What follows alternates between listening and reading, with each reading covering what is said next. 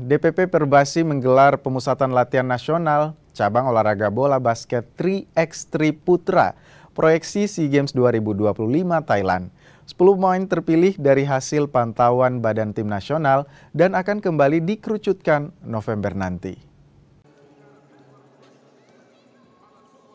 10 pebasket nasional tergabung dalam pelatnas bola basket 3x3 Putra yang diselenggarakan di Gor Popki Cibubur, Jakarta.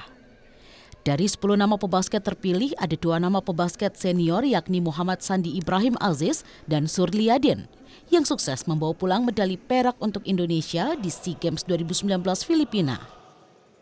Manajer Timnas 3x3 Putra Johannes Kristianto Nawawi dan pelatih Fandi Andika Ramadhani menilai komposisi pemain merupakan gabungan pemain senior dan junior. Promosi degradasi pun diberlakukan.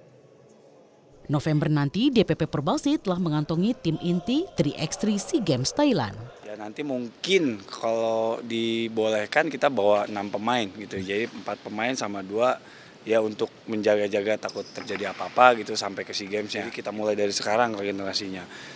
Tujuannya ya balik lagi untuk 2-3 tahun ke depan ya kita sudah tidak berbenturan lagi lah untuk masalah pemain. Jadinya kita mulai dari sekarang ada mix antara pemain senior sama junior. Teman-teman semuanya itu kompetitif semua, mereka kasih yang terbaik, mereka kasih tahu levelnya mereka, dan mereka juga bukan kayak persaingan secara sehat, dan saya yakin tim pelatih juga udah analisa semua itu dan ya semoga kita bisa dapat 4 terbaik nanti buat mewakili Indonesia di SEA Games Thailand.